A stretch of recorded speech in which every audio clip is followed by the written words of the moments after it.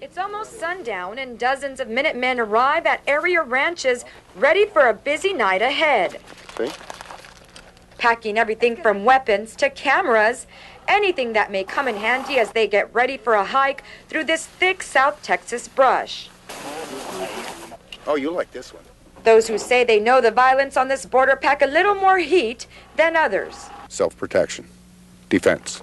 Do not leave anything behind. Minuteman founder Jim Gilchrist leads this group of volunteers to base camp on a private ranch. What are they supposed to respond with an AK-47 with? A dart gun? These are reasonable men and women. They're not psychos. As night falls, we break into groups of 5.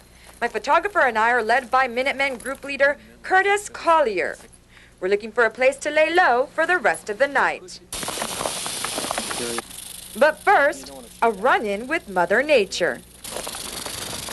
Freeze it. The rattlesnakes.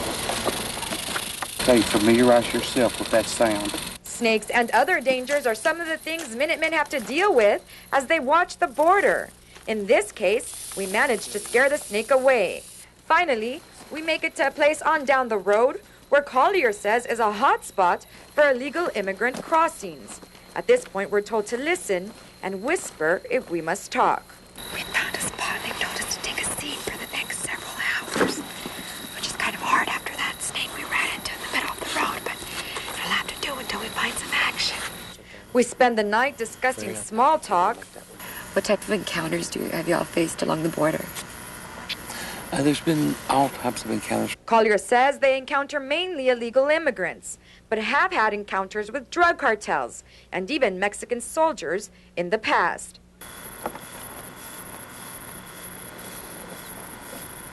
Then suddenly a group member spots 3 undocumented immigrants crossing the road. They're about 75 yards past that road.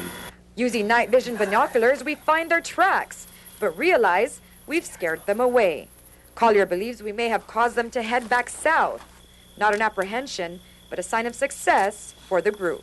Tonight was a very successful operation with them coming across and only being spotted by the outside patrol or the far end patrol. Tells me they're trying to go around our lines. We're making an impact already. It's day 2 of an operation that runs all the way to November 7th. We still got a long ways to go, which means it tells me that we're just going to have more and more success. More success as the Minutemen get ready for many more nights like these and the long weeks ahead. Well, Jackie, the amount of drugs that cross this river are part of a billion-dollar industry, making it easy for one to desire that narco lifestyle. But as you'll see in this next story, the government's efforts to instill patriotism in Mexico is working on a younger generation, as you'll see right across the border in Nuevo Laredo. It's a day of patriotism throughout Mexico. A day when those who respect the green, white, and red celebrate Día de la Bandera. Pronunciamos. ¡Viva México! ¡Viva México! ¡Viva México! In this Nuevo Laredo Plaza, the hoisting of the giant flag is tradition. Con los honores de ordenanza. Atención. Standing alongside high-ranked members of the military, Mayor Benjamin Galvan leads the ceremonies. Ya que honrar a nuestra bandera significa también honrar los valores para los cuales. He says honoring the flag means honoring its value of hope and love for the country. Among citizens, patriotism is on the rise in this border city, where thousands of Army soldiers patrol the streets on a daily basis, fighting the war against drug cartels. Some have showed resistance to troops, but Galvan says the majority of Nuevo Laredenses appreciate the military presence. El ejército mexicano tiene una gran responsabilidad, tiene una gran carga bajo sus hombros. The mayor says the Mexican army carries great responsibility, bringing peace and order and being part of a solution.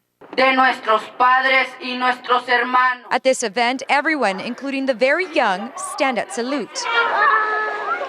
In an era where staying true to Mexico is emerging. And as that flag rises, people look in awe at the glory of the green, white, and red. I'm Adriana Arce, covering the border for Color. Thank you, babe. God bless you. Be home. Dicen que la sonrisa de un niño vale mucho, pero esta más. Cerca de un centenar de indigentes quedaron sorprendidos por estos pequeñines que llegaron a Bethany House cargados con bolsas que traían de todo, hasta artículos de aseo personal. Estos estudiantes demostraron así su amor al prójimo, al desvalido, al vulnerable, al que a veces no tiene nada ni qué comer. Ellos necesitan más que nosotros. Así, con el corazón en la mano, ellos, los pobres, agradecieron esta ayuda espontánea.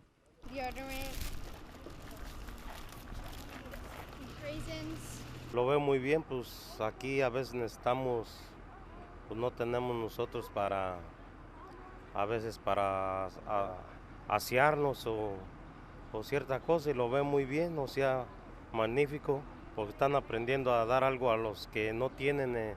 Pues ahí no he visto, pero agua, mire, jabón y sopa instantánea y más cositas. ¿Le va a servir? Sí, mucho, muchas gracias.